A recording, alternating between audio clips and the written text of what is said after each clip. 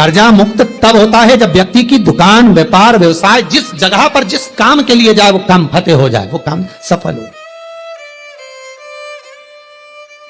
वो कार्य उसका सफल हो।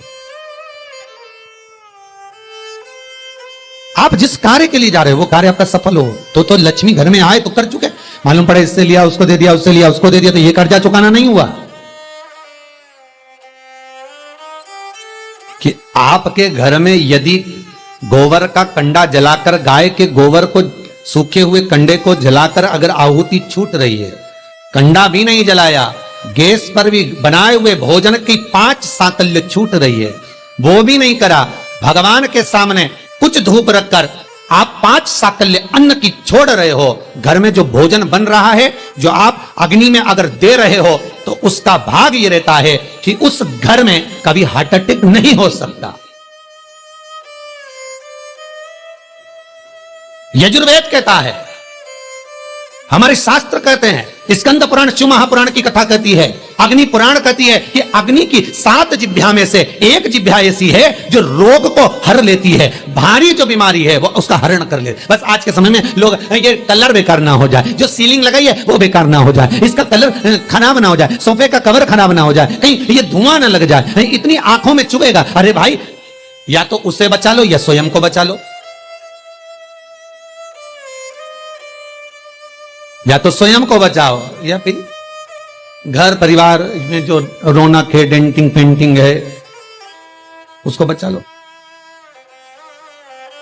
अग्नि देवता कहते हैं मेरी 7 जिह्वा है, पहले नंबर की है मेरी काली, जो भोजन को लेकर प्रेतों को देती है। हम जब आहुति छोड़ते हैं यज्ञ में, हमने जो आहुति प्रदान करी वो 7 भाग में बट गई, और उसका फल क्या क्या है ये अग्नि पुराण कह रही है, उसका फल क्या क्या है ये स्कंद पुराण कह रही है, उसका फल क्या क्या है ये शिव महापुराण कह रही है। हमने जब आहुति दी, बस हमने हाथ में लेकर स्वाहा बोला, और बोलते से उस आहुति के 7 भाग हो गए महाराज। भले हमने वो इंद्र को दी हो, ओम इंद्राय स्वाहा, ओम प्रजापते स्वाहा, ओम अग्नि स्वाहा, भले हमने एक देवता का नाम लेकर दिया पर उसके 7 टुकड़े हो गए। पहला 7 जिह्वा अलग अलग भाग को अलग अलग जगह पहुंचा रही है। पहले नंबर पर अग्निदेव की जिह्वा का नाम है काली, वो काली जो भोजन देती है वो प्रेतों को देती है हमारा। दूसरे नंबर पर है कराली।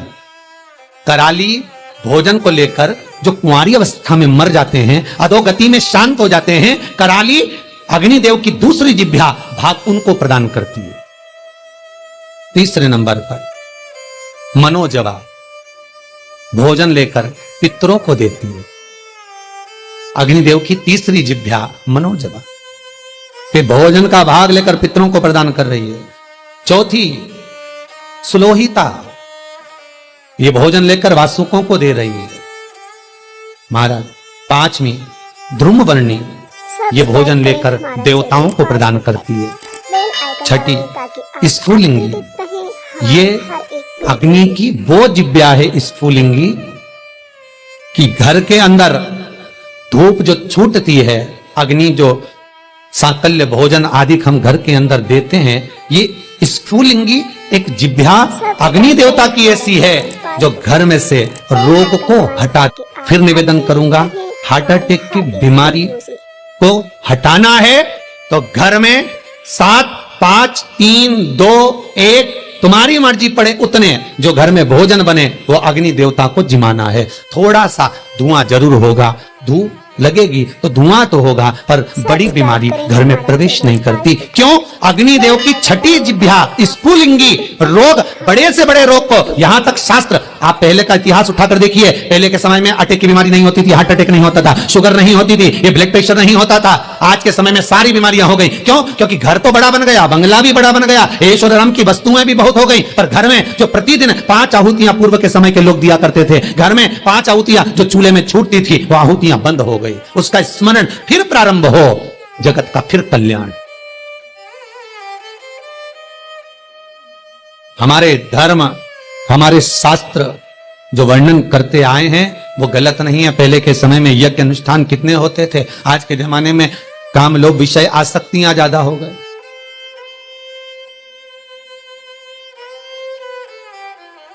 छठे नंबर की अग्नि देवता की जिह्वा का नाम है स्फुलिंगी,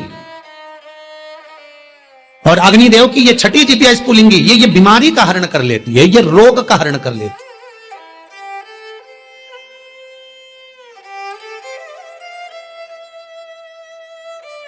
क्यों भैया? वो दिल्ली का हॉस्पिटल जहां पर महामृत्युंजय मंत्र पर रिसर्च चल रहा है, वेंटिलेटर पर पड़े हुए 10 व्यक्ति के घर वालों को बुलाकर कहा गया कि इन 10 का संकल्प छोड़ो महामृत्युंजय पाठ का।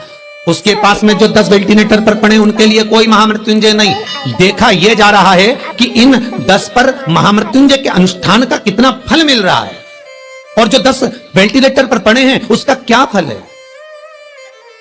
वहां के डॉक्टरों जब रिसर्च करते हैं, अखबारों में भी आया, फेसबुक यूट्यूब पर भी डला हुआ है, जब उन्होंने हॉस्पिटल का नाम तक डला हुआ है, जब अखबारों में आया, देखो असर क्या देखने को मिला।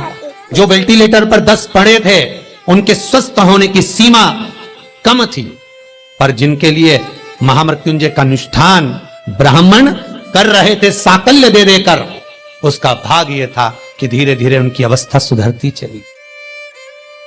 फिर निवेदन करूंगा, अकाल मृत्यु वो मरे जो काम करे चंडाल का, काल उसका क्या बिगाड़े जो भक्त हो महाकाल का। आपकी चित्त वृत्ति में अगर शिव है, आपकी चित्त वृत्ति में अगर शंकर है, आपके मन में अगर शंकर समाया हुआ है, बाल बाग का नहीं हो सकता। अग्नि देवता की 6 नंबर की जिब्या है स्फुलिंगी, जो रोग को, बीमारी को समाप्त कर देती है।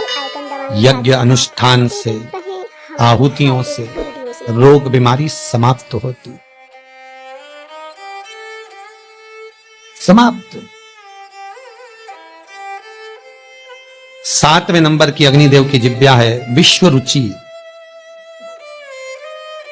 विश्व रुचि सब्सक्राइब करें हमारा चैनल, जो दरिद्रता को दूर भगाती है, लक्ष्मी का प्रवेश कराती है। जिसके घर में अग्नि के ऊपर सांकल्य दी जाती है, भोजन दिया जाता है, हम तो यहां तक कहते हैं कि आप कंडा भी मत जलाओ, आप गैस जलाते हो तो गैस पर ही थोड़ा सा कुछ छोड़ दो।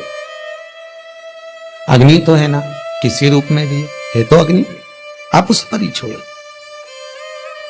नियम, यज्ञ करता ब्राह्मण और यज्ञ करवाने वाला यजमान दोनों को ध्यान रखना चाहिए।